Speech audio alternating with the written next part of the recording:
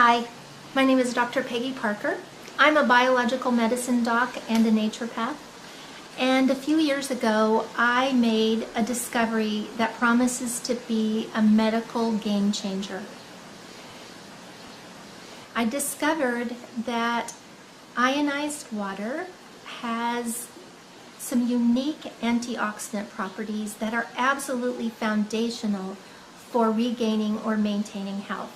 And in order to prove that theory into scientific certainty, I need to do a clinical trial study.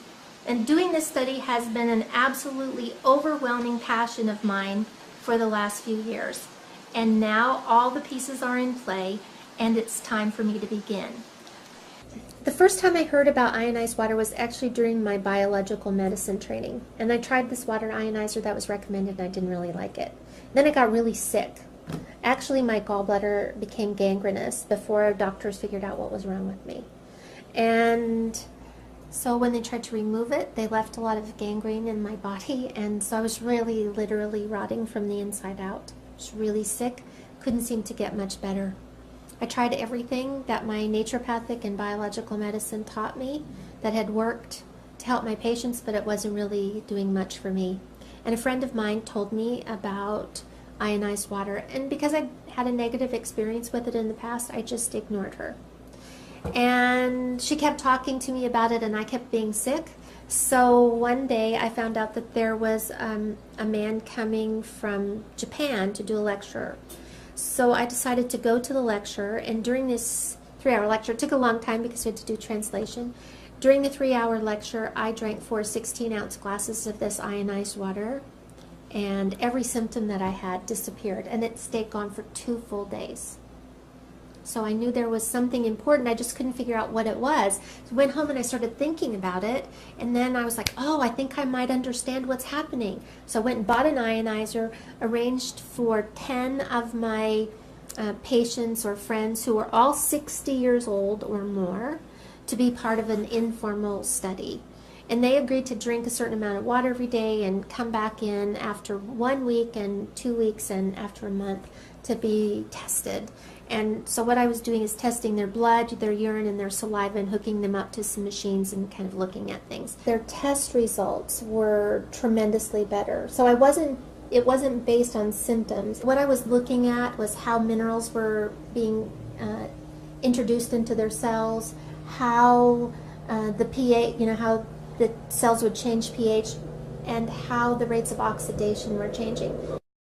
And oxidation happens when free radicals bombard your cells. And you have about 100 trillion cells in your body, and every day each one of those cells are assaulted with 10,000 by 10,000 free radicals. That damage is called oxidation. Free radicals are really just atoms or molecules that have lost an electron. And that happens from exposure to radiation or UV lights, or so things like fluorescent light bulbs and computers and cell phones and cars and manufacturing plants and fertilizers and pesticides, and even the water that we drink and the air that we breathe that are kind of polluted, those actually contain free radicals. All of those 100 trillion cells have a few things in common, and one of them is that they're made, they all have a membrane, and that membrane's made of something called a phospholipid bilayer. That's just a fancy term for fat. And fat is one of the things that's the most easily oxidized substances in your body. And we can see examples of that in your own kitchen. If you've ever fried anything and then later you try to clean that vent fan in your kitchen and that fat is thick and sticky, that's oxidized fat. Because our cell membranes are made primarily out of fat, as these free radicals enter our bodies, they start stealing electrons from the fat, causing a huge problem.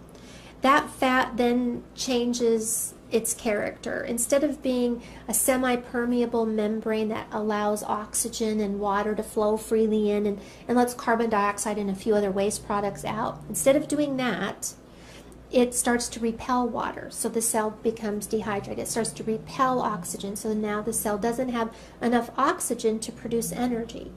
And inside the cell, carbon dioxide is trapped and other waste products are trapped, so it effectively makes a very unhealthy cell.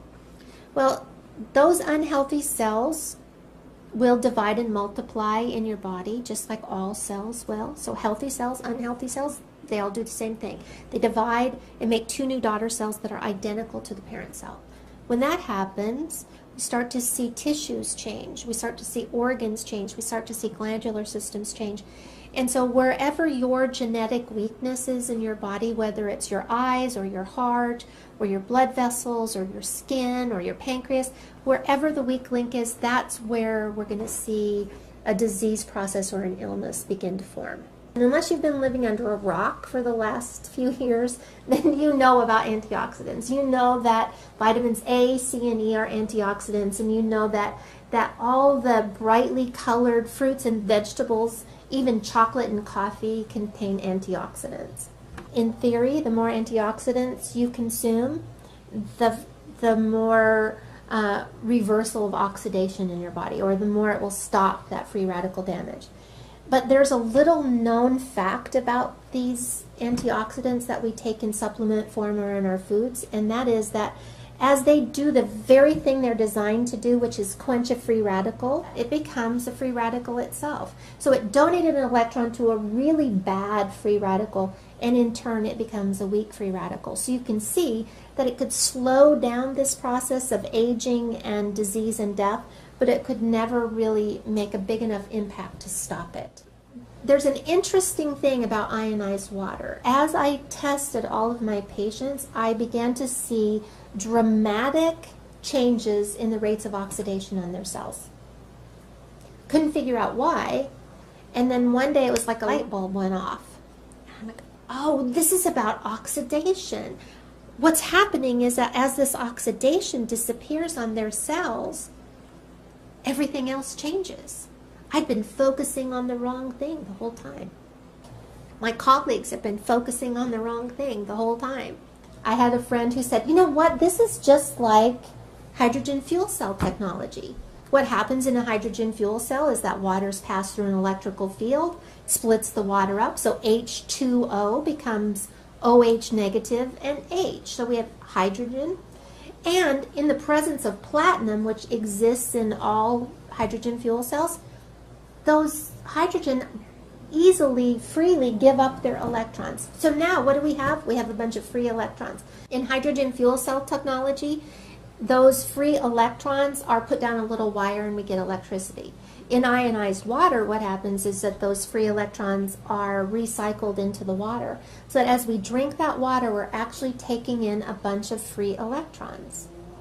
Now those free electrons will go and mitigate or quench those free radicals, and they don't leave anything in their wake. There's no weak free radical left over. This can actually stop the cycle of oxidation. Now, in the whole scheme of